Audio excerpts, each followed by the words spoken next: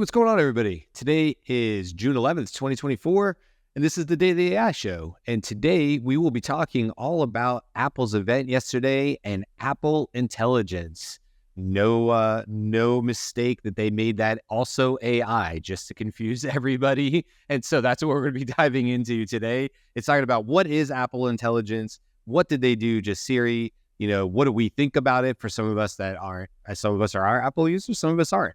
So we're going to dive into all of that today. Hey, before we get going, we are just as of this morning, we're 3 people away from 1,000 subscribers on YouTube. So if you're watching us on YouTube, but even if you're on Spotify or one of the other channels, just know that, the subscribes, the likes, all the follows, all of that really, really helps our channel. So we're always watching the analytics. I know you hear this from everybody else on every other show too, but it truly does matter to us. So we appreciate it. And if you'd like to be one of those 3, that'd be very cool to help us get over this first milestone over 1,000, and we will continue to grow, no doubt. All right, today we have Jyunmi, Eran, Andy, and I am Brian. I almost said I'm Beth, and I'm Brian. Let's kind of dig into this. There's a lot of pieces and parts to this. They didn't actually get, to be fair, it's a developers conference, right? But they didn't actually get to the AI side of things until just over an hour in. And then I think it was even farther along, maybe an hour and 20 before they specifically talked about this idea of Apple Intelligence.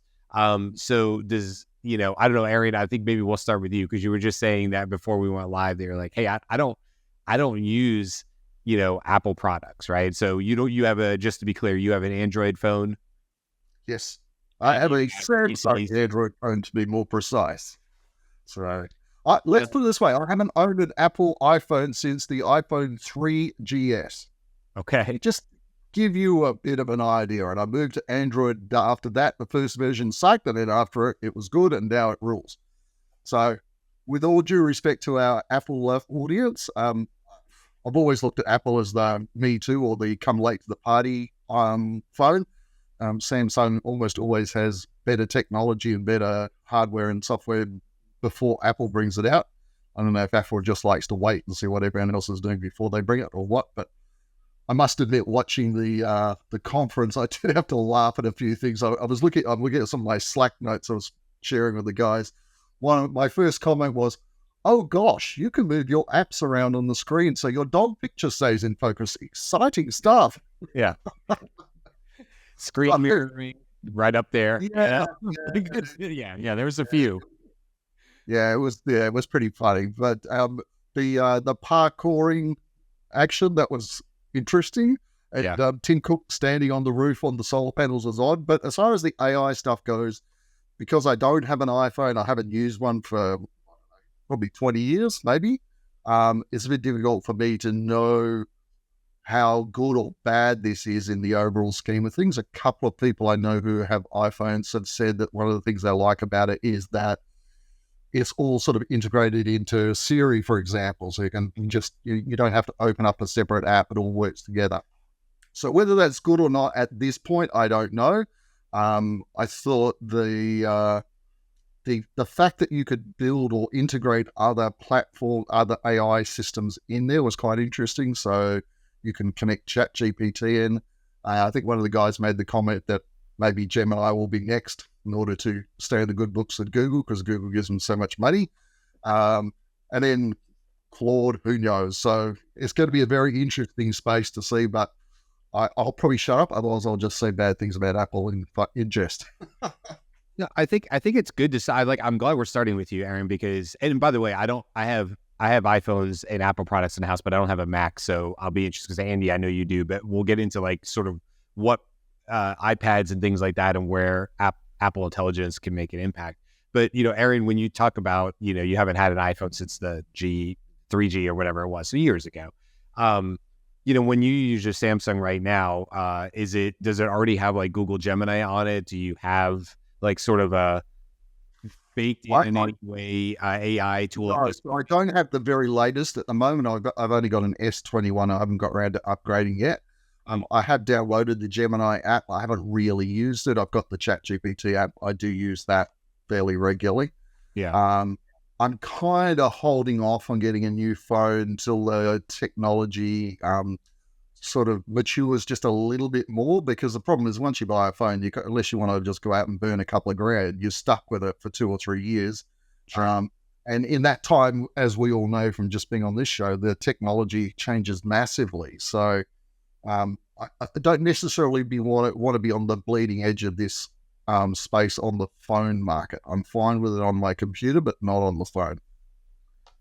And I think that's like, before we pivot to, because Andy, I'd be curious to hear, what your impression was. But one of the things you've mentioned either on the show or in our Slack channels or whatever is like, hey, Karl, I believe, was the one that was saying that this would only be available. It was expected this would only be available. Whatever this thing was going to be that they announced, this new Siri, whatever, was only going to be available at the latest bleeding edge technology devices. And that ends up being true. So they didn't talk about it. Plus, I believe. Yeah. So this is directly from the website, just so from Apple, I mean. Apple Intelligence will be available in beta on iPhone 15 Pro, iPhone 15 Pro Max, and iPad and Mac with an M1 and later, with Siri and device language set up to US English as part of the iOS 18, iPad OS 18, and Mac OS Sequoia this fall. Some features, additional languages, and platforms will be coming over the course of the next year.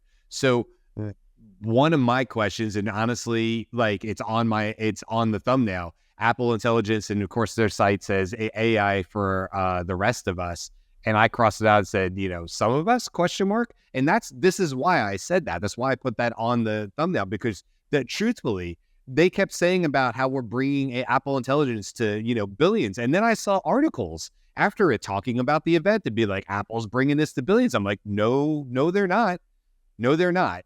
I don't know how many people own a 15 Pro or Pro Max. I have a 15, but it's not the Pro.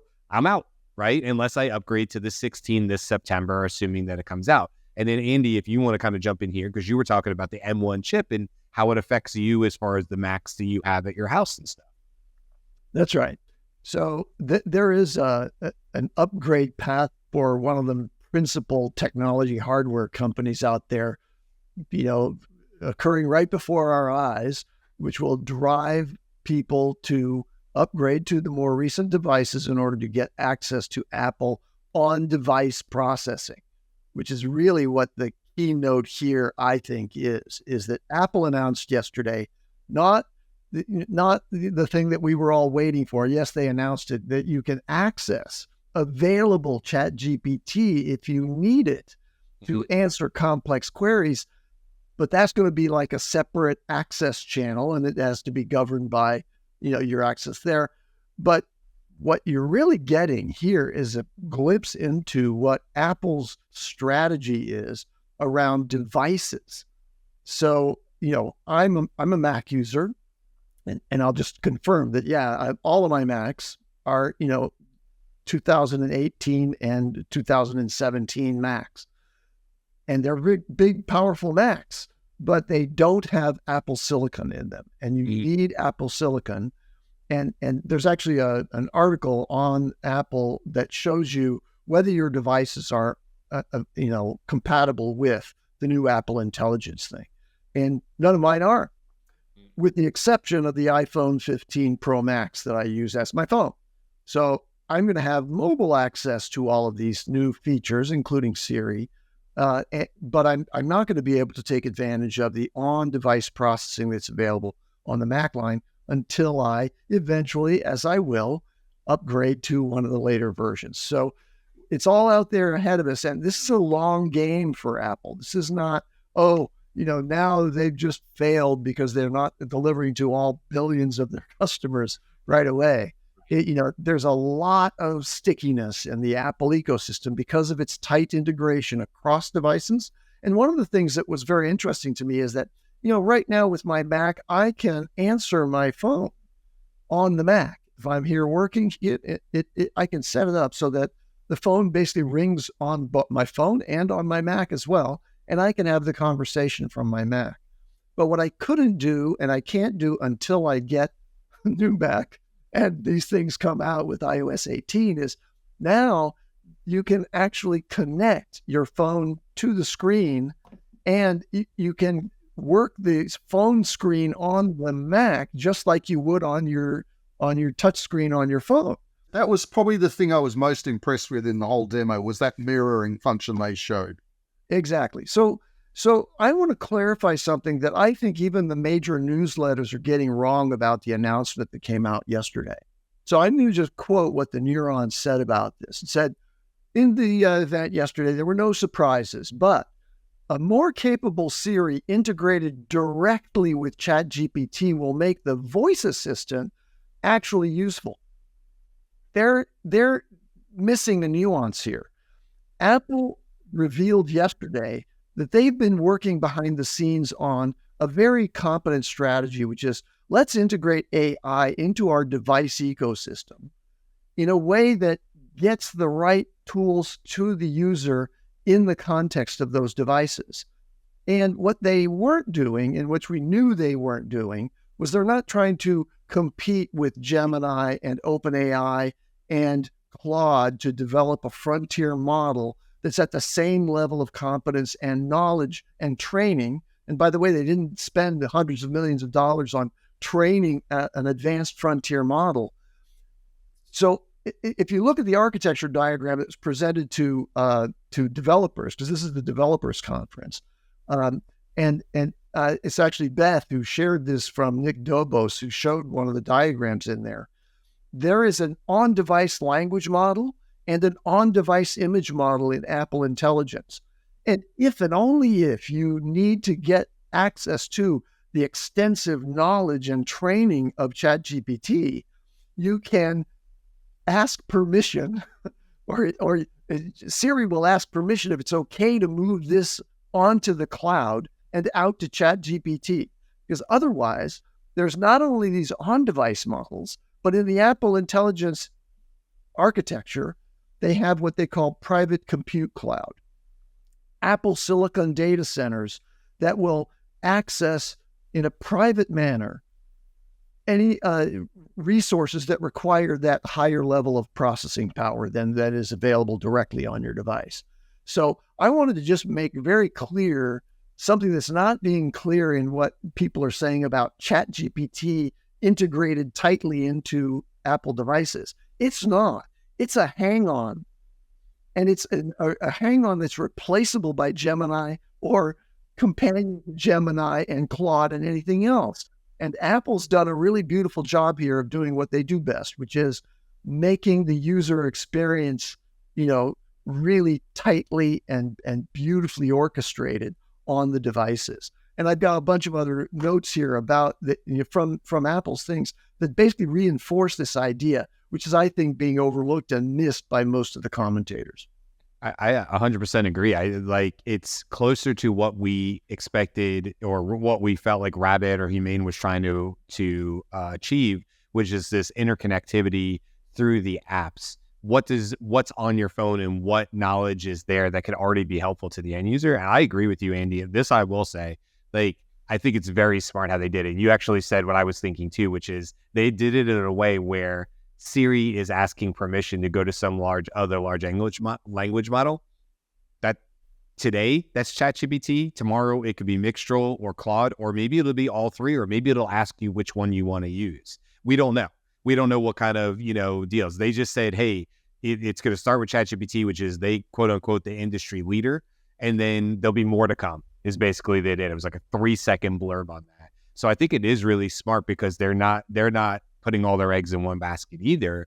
Meanwhile, like you said, Andy, what I don't think is getting as much credit, because you just hear a lot about, Siri and ChatGPT, and I agree with you. That's not really the story. It's actually what they're building on the phones as far as the large action models and what Siri can do. And I think it's pretty brilliant because, I think there's going to be two things.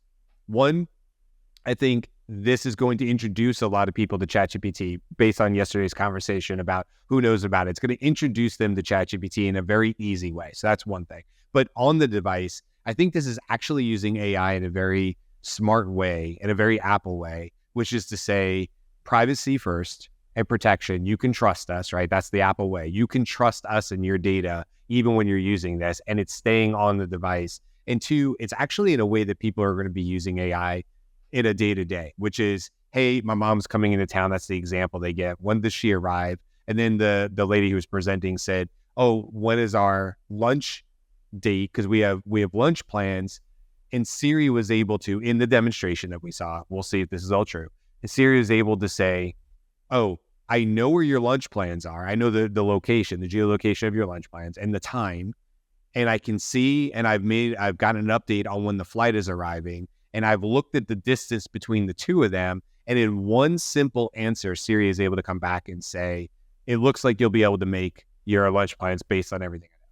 That is super powerful. And I think that is a true representation and expression of how people are going to use AI every single day in going forward. So I was really I referenced this architectural diagram, and to that point, they have a display on this diagram that shows all the apps on your phone across a bar on the top. And then there's two different components that are inside the device. One is called the semantic index, and one's called the app intents toolbox. And those are things to try to understand what these apps are doing and whether they're relevant to something that Siri or writing tools or the image generator, may want to call upon. And it's going to expand the number of the apps that are on your phone that are supported by those toolboxes in order to make access to your apps part of the Apple intelligence process. Let me just read just the one sentence thing that I think captures Apple's perspective on all this thing. Apple Intelligence harnesses the power of Apple silicon, not ChatGPT, to understand and create language, images, take action across apps, and draw from your personal context to simplify and accelerate everyday tasks. That's just one sentence that tells you that's the focus and that's their strategy. They're not reliant on, in order to be comparable to what ChatGPT is, to use ChatGPT. Apple Intelligence is something of its own nature. Now, then there's this whole idea of private cloud compute, and I'm going to use it to draw this distinction between what happens with private cloud compute and what happens if you get permission or give permission to go out to OpenAI servers. So private cloud compute is a new standard of privacy, as this is a reading from the Apple news release, with the ability to flex and scale computational capacity between on-device processing and larger server-based models that run on dedicated Apple silicon servers. That tells you that data center is not ChatGPT. Now, what they say about ChatGPT is privacy protections are built in for users who access ChatGPT. Their IP addresses are obscured by Apple, and OpenAI won't store those requests. ChatGPT's data use policies apply for users who choose to connect their account to ChatGPT. It's outboard. I'm going to repeat that. So what that means for Siri, by the way, is that Siri, being much more capable in responding to, voice interactions that you have with it, was really, something that had to be done because it's really horrible. And I can give you an example just yesterday of me flummoxed by Siri, refusing to do something that I know it can do, just because it doesn't understand me. It's something weird. But Siri, they've been working in the background on Siri and its advances, that they are not dependent on ChatGPT's voice interaction skill in order to do that. Siri is something that's within Apple Intelligence, not dependent on OpenAI. However, there might be a partnership between OpenAI and the Siri team and Apple to help Apple in the context of the huge distribution advantage that ChatGPT just got over all the other frontier models by being incorporated into Apple's billion-user ecosystem eventually. In exchange for that, OpenAI may be assisting the Siri team in how to get to the natural language fluency that ChatGPT demonstrates now with 4.0. So can I ask you guys a question about this? Because when I was watching this demo last night, the thought that was going through my head was, has Apple actually created their own, completely own AI system, or are they, quote unquote, white labeling somebody else's product? Any Any thoughts on that? Any? That's my central thought, Aaron. That's what I've been saying. Yeah, it's their Sorry, own. try again. It's their Try again. Sort of. Yeah, I wasn't sure. I just looked at it and thought, yeah, okay, obviously they've got ChatGPT as a plugin, but how much work have they put into building the other thing aside from the hardware chips, for example? So I'll give you a TLDR. They did not invest in an advanced frontier model to serve the world with generalized knowledge, but they did an AI exercise that's device processing focused and integrated seamlessly into their ecosystem. It's a new version of AI for users that's tuned to what you want to do with your phone and with your computer. Now, one of the things I didn't see yesterday, they did updates on Watch OS, I think they call it. And I was just thinking about my wife in this because I've said this many times that she uses Siri on her watch a lot. In fact, more so since she got the watch at Christmas time. But that's not okay. Apple Intelligence, the way I understand it, is not going to be available natively on the watch. It can't be that small. I'm assuming it's probably one of the problems, the silicone or whatever the advanced chip it needs. But I was curious. I don't know if you guys know the answer to this. Like, if somebody has a watch and they have a 15 Pro or 16 right in their pocket, does that mean that the watch, and they say, "Hey Siri," on there, goes and uses the information from the phone and brings it back to the watch? Or do you just have your basic old Siri on your wrist? Your phone, like if you pulled out your phone, it's the better one, right? If assuming you have the 15 Pro or more, but the watch is still stuck with old Siri because it would be like having a 15 or a 14 or whatever. It doesn't have the capability to do it. Just sort of a random question, but I was curious because there's so many people I know that, have an Apple Watch. Are they limited basically to it? So I don't know. Well, I don't think any of us have an Apple Watch or use Apple Watch. Anybody? No? Okay. But Apple Watch is connected to the Apple phone, right? So you're connected. You can either get an Apple Watch that has 4G, and so you're connected to, the cellular service, and so it has direct access that way. But there's a lot more capability when you're working it with your iPhone. And so I believe it's true that if you have an Apple Watch, and I don't know that the new Siri will be compatible with it, but you can use Siri from your watch using the phone's power and capability.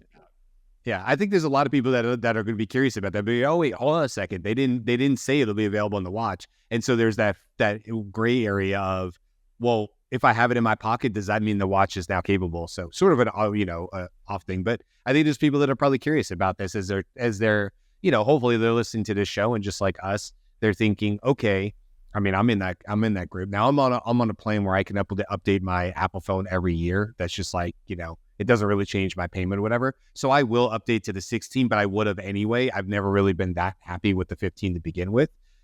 So I'll happily upgrade, and that should, whatever that is, will handle this and be able to do the Apple Intelligence. But for you guys, or I guess, Karl, do you have an iPhone? I can't remember. Yeah, I have 15 Pro.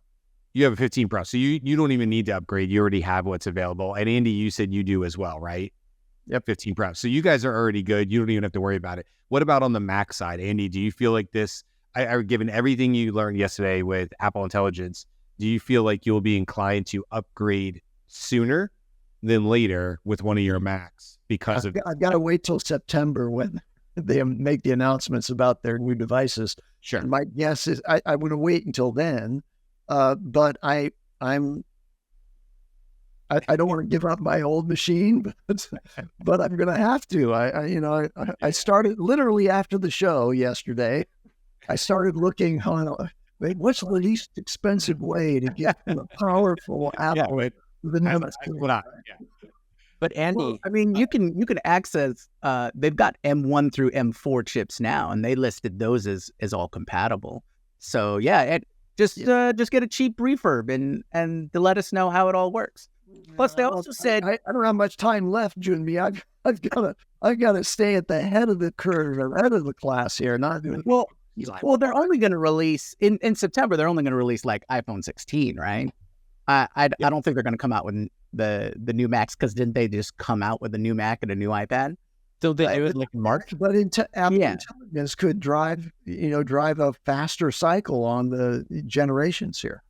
I do think though, just in terms of upgrading to Apple device, especially like a version 1, I would say, like, I remember from an iPad, just remembering the iPad, I got the first version of the iPad. The second version was much better. The third version, like, I know it's better, but like, if we're looking at this, I would actually think there's a bunch of things like, so I have a 15 Pro. I actually downloaded the iOS 18 dev version yesterday to take a look at what it can do. And I feel they're going to make improvements to that. But I think like the second year is going to be much better than the first year, because the first year is just going to be a bunch of people trying to figure out how to do it. And they're releasing the app intent. So obviously developers are now going to either integrate it into their app. But again, most people don't know what to do with it. So I feel from an just pure Apple perspective, it's going to follow the life cycle of, oh, we need to do this. The second year is going to be that much more integrated and tighter. So I think like that's when you'll see the really productivity rather than like the first version. And yeah, so Nika said often get hooked in getting the new first and then waiting for the third, fourth. I was like that, but I found I'd rather just wait for the second version than get the first and then whatever. I do want to point out though, I think we're having the difference is Apple, which is AI as a feature, versus ChatGPT, AI as a product. And both can exist at the same time. Like, you could use one or the other. I feel one is very more personal to you. So like, hey, there was a good point. I saw a post this morning saying there's a difference between, hey, I want to know when my mom's plane landed versus, hey, you remember all those emails that I saw? I need you from those emails and all those notes to help me create a business that I can get a tax benefit out of. Two very different requests. You can't make that request in Apple. That wouldn't work because just, all the things that need to do. You can make, I think that's from an AGI perspective, a higher reasoning. That's what you'd use a frontier model. So there's still two different use cases that I think why would you be able to, Karl? Because the Apple side of it, I'm okay. So let's take some assumption here. The emails, the notes, the documents, the PDFs, they said you'd be able to look through all of that with Siri. So why wouldn't you be able to ask a question like that with Siri? Because I think the connectors you'd have the emails, but if you want to create a business, wouldn't you want the connectors to your Notion, to your Google Drive, to your all those things? Like, you wouldn't just take an email. You would take, hey, I need you to do this, but then it would look at the entirety of it. Yeah. By the way, when they on the screen yesterday, when they showed this cloud of different apps for on-screen awareness for the mobile device and then for the Mac, application arena, Notion was displayed. I caught the Notion icon on there. So I think that you're right. Well, I think what you're saying is that there are certain advanced queries or high-level reasoning requirements that you might have. Like, let's generate a business plan. That's not going to be within the ken of the onboard language model. It's going to go out to ChatGPT or somewhere else. But I think hopefully they'll figure out a way to orchestrate that so there's kind of a seamless experience. You end up on the same device, but with ChatGPT driving the interaction between Siri and the other applications on your... So the question is, though, that it'd be interesting to see, because I think now, did any of you get the 2.0 upgrade, the Mac OS 2.0 upgrade? I don't have Apple Silicon. Oh, sorry. Okay. PC user here. So I just got it, and the camera's there. You can't use it. So that tells me it's coming. So I wonder if the Mac OS will have the vision and the real-time voice capability. Or is Apple building towards that? I don't know. Maybe that's their plan, and that's why they want a partnership with OpenAI until they do, and then.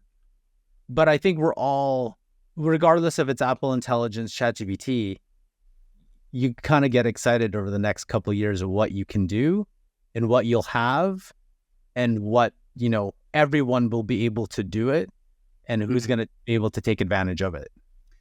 Well, I think the main takeaway here from Apple, and everyone's kind of touched upon this, is they've approached it in the Apple way, right? Like you said, Karl, it's approached as a feature as opposed to a product.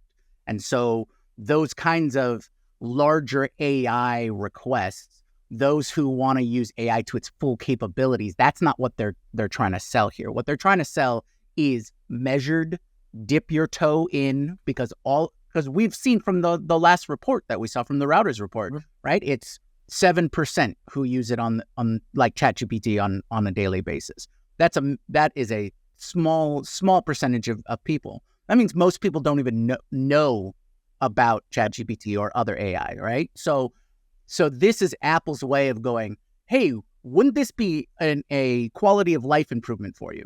Well, this is how we're doing it. We're building out this Apple Intelligence. Like Andy was talking about, they were talking about all of the privacy and how they're interconnecting and integrating everything, because that's Apple's selling tool. That's the best feature of their product.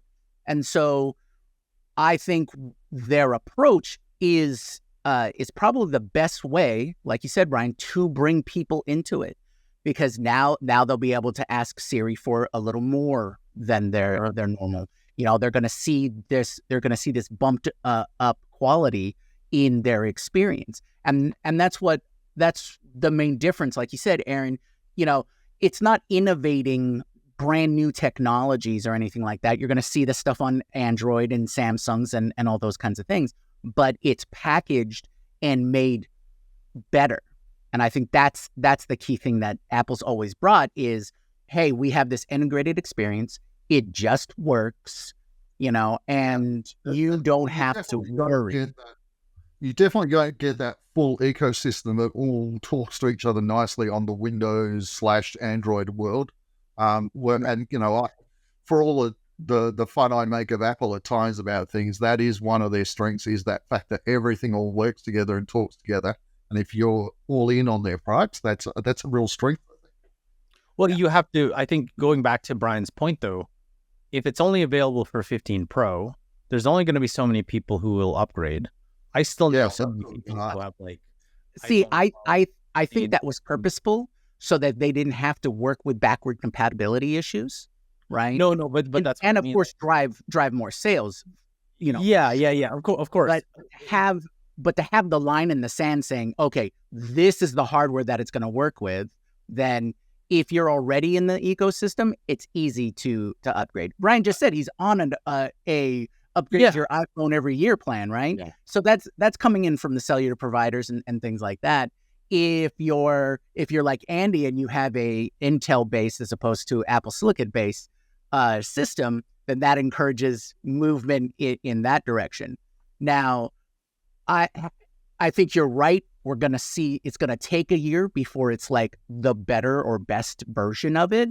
But if they didn't draw the line right there saying, hey, it needs to be our top technology. If not, we're just going to have headaches trying to make it all work for past product. I also think, like, I kind of, what my point was going to was more of, you have the technology, but how many people also end up using it on a regular basis? Like, the assumption is, everybody will. I'm like, yeah, you could. And it was interesting because I was testing out, and it was really neat because you could say, hey, Siri, I want you to create an email for this person. I want you to, and it's actually pretty seamless. It's like, okay, here's the email. What do you want it to say? Here it is. Sounds good. Do you want me to send it? Yes. And that it kind of did that, but it does it much better. Like, it actually shows you what it's doing. So that's kind of neat. And I can't wait to see what other people build that you can actually voice interact the entire thing to make, because you do have agentic features now. So we're just waiting to see what people integrate and how they build it out. And I'm sure there'll be some really cool things that you could say and speak to. Or just natively, I'm curious to see if there's any native voice. So an app that is driven entirely by conversation. Like it's conversation first, not tapping first. So you just talk and you can back up to that. And that's kind of like, I feel that's kind of how we're going to interact. And let me know, actually, I'd really love all your thoughts. Do you think, based on that conversational AI or conversation, do you think more people will be using conversation to initiate or engage in tasks or with their apps, or will it still be kind of a while away because people are so used to tapping and stuff? I actually think you're right. I don't know if you're saying you agree with one. I think it is going to go more towards voice, and I'm I don't know. I was the first person to say like, come on, it's just easy to tap. But I always tell this story, and it's the truth. In like 2002, something like that, I was in Australia, and everybody in Australia was texting, and I was like, that is the dumbest thing I've ever seen. Like, why would you text somebody when you could just call them? So clearly, I don't know. You know what I mean? Like, and I always think back to that and go like, yeah, I was telling my Australian friends like, nobody is gonna text. I don't know what y'all are doing over here. Yeah. I was in Sydney in my buddy's car, and I was like, that's ridiculous. So there you go, right? Like you don't really know. I actually know. If I just look at my wife, if I look at my daughter, if I see my friends around, if I'm out at a bar or whatever, I hear more than I ever have in the last couple of years. Yeah. I definitely think there's a trend towards more voice. And as they showed with the iPods, right? It was like incoming call from Mima, and the guy's in the elevator, and he just goes, Gam. just no, I don't want the call. Can I say really quick? I know we're on time here, but one of the things we haven't talked about. So I just think about my family. I'm a family of 3. Okay, am I going to want the latest iPhone so I can play with Apple Intelligence? Yes. Okay, but I also am on a show about AI. That's a given. My wife has an Apple iPhone XR, so like a 10. She loves it. She, other than the storage space, which is now becoming a problem, she loves it. Would she upgrade for this? For a couple of Genmojis, for a couple, I can make balloons pop on a thing. She already can use ChatGPT on its app, so she doesn't necessarily need that. That'll be an interesting one. If she sees and she goes, oh, I want my apps to be able to cross-reference across each other and do that, that would be very helpful to me. I could see that being the upgrade for her, where she actually this year would make the leap to the newest iPhone. So I'm curious on that one. My daughter uses her iPad for both for watching YouTube and stuff, but also school. I think Apple Math, as stupid as it was when they were like, coming to the iPad, the calculator, and you're like, the what? Like, the calculator. But then if you guys remember, they showed the hand drawing of the algebra, and you draw a line and it helps you solve it. And as they were updating the algebraic equations on there and algorithms, it was helping you update it. I think I will have to see. I will wait, but I think that's going to push me to upgrade my daughter's iPad. So I guess it would have to have an M1 chip. Just for the calculator? For the Apple Math. For the Apple Math. And because I can see her, she already uses, like I've told you guys 1,000 times, she already uses Siri predominantly. So the idea that Siri would say, that sounds like a better question for ChatGPT. You want to ask her, and she goes, bink, and does it. I 1,000% see my daughter being a very, very, and she's going to love the Genmojis. That's, she's 13, right? So that's all going to be in her wheelhouse anyway. I truly think, I don't think I'll update her phone, honestly. Her iPad, though, because of the way she uses it for school right now and how she's getting into the higher level math. Yeah, I do think so. I don't know. I would have to see what that cost is, but I think it could make me up. It's an interesting thing you said there, because as I've made pretty clear, I'm not really an Apple fan, but if I was going to buy an Apple product, I would probably consider the iPad with the, I think it's the M1 chip in it, because I've got a really crappy Samsung tablet that's years old and as slow as all hell. I could see myself maybe buying an iPad one day with that functionality in it, because that would be available as standard by that stage anyway. So I wonder how many people will go down that path. But, I think every device is going to have this stuff in it in the next couple of years anyway. So, sure. Well, to provide a little bit of context, I have an iPad Pro from 2021, and that has an M1. It was the first model to come with an M1. Okay. So you get a few years. and they just released new models of iPads with M4s. So you've got a whole range of refurbished and used equipment that people can get dirt cheap that can take advantage of it. So Plus, upgrading, brand I think new. that's good. The phone upgrade though, I don't think we're going to see mass adoption for that until iPhone 17 comes out. So 2 more generations, because that means the 15 Pro and Pro Max will be something like $300 or $400. Right. Yeah. And there's always the delay, right? The flagship represents the best that they have, but the vast majority that people have are always at least a couple generations behind.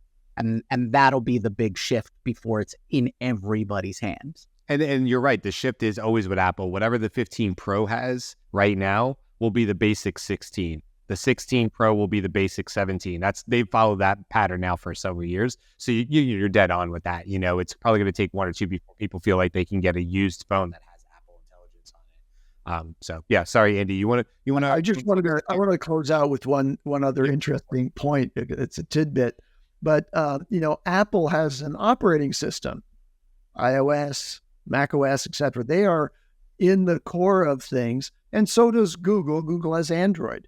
So they have an operating system, and Microsoft has an operating system, Windows. And those are the 3 major operating systems out there. Now, Google didn't have, a device strategy for their operating system other than for the phone. So they don't have a computer operating system, hence Chromebooks, right? Oh, no, use the Chrome browser on a general purpose laptop that doesn't have a whole lot of other features and functions from the operating system. Okay, now there's a lot of power in owning an operating system, and there's an unstoppable wave of upgrade and refreshment of that system. So again, back to the point, this is the long game. And despite your desires to, get the latest and greatest, eventually, if you're in the Apple ecosystem with iPhone or with Mac, you're going to have access to all these powerful tools. Now, Elon Musk said, if Apple integrates OpenAI into their operating system, then I'm going to, make it, so that no Tesla or ex-employees can even have an iPhone. Yeah. You will not have an iPhone. Well, I just want to reassure all the employees who are afraid of Elon Musk, leveraging that power, that Apple did not integrate it deeply into their OS. They have their own AI in their OS, and they have access to ChatGPT. Well, I think on the interest of helping Jyunmi here, who makes all our shorts, let's end on what will be a really great short, Jyunmi. Okay, so we're going to go around the horn and we'll just end it here. Based on everything you saw yesterday and maybe the conversation today and future follow-up blogs that you might have read since then, did yesterday's event and what Apple announced miss the target for you? Did it meet your expectations, or did it exceed your expectations?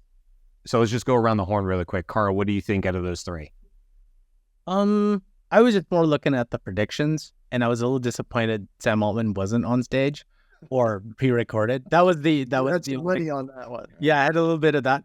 I think though I never really had expectations, knowing that it was more just like any Apple thing. It's gonna be a year. Like, we all concede the things where you're not gonna get it for a while. When you get it, are you gonna use it 100%? No, because the apps aren't built for it 100% yet. So you have to wait another year. So that's, again, like, it's exactly how I upgrade. I want to wait till next year, when what is Apple actually going to come out at dev to really enhance. So I was more of like, I can't wait for the future, but this is just the start. Eran, what do you think? Did it miss, did it meet, or did it exceed? So given my lack of real world experience with current Apple products, I, outside looking in, I was underwhelmed, with few exceptions. Now, if you stuck one of the devices in my hand and let me use it for a couple of months, I might come back to you and say, that's amazing, I love it. But at the moment, I wasn't overly impressed. Andy? Exceeded. I had been worried as an Apple fanboy, that Apple was actually behind in AI. I think they gratified me that they're not. And I'm excited about the agentic capabilities on the iPhone of interoperating with lots of other, apps from the App Store, using onboard device intelligence, which is what we've been talking about on the show for a long time. Things getting smaller. Apple's at the vanguard of that. I'll say for me that it met my expectations. I think right in line. It's kind of what I expected to come out, and it did. They did it differently than what I would have predicted, but I still think it met my expectations, and I'm reasonably excited about what's coming out in the future. Jyunmi, take us home. I think they exceeded my expectations because they promised low, and now they just need to deliver high. Every other big tech company does the flashy video, promises the world the AI can do everything, but Apple measured it by just saying you're going to get these specific things in these specific styles. Don't expect more than that, and it's going to take over the year to get everything that you want. They set their expectations at the right level. All right, did have parkour. Parkour. But look, tomorrow's show is the news. So if more comes out on this or more stuff, I'm sure we'll circle back to this again, but we'll leave it there for today. This has been a good conversation, and I think it'll be interesting to see where this goes. All right, we'll be back tomorrow with the news. Until then, thanks for hanging out with us. Don't forget to like and subscribe, and go over to our website, The Daily AI Show, if you want to subscribe to our newsletter where you get more content that you can't find on these live shows. All right, until tomorrow, guys. Bye. Aloha.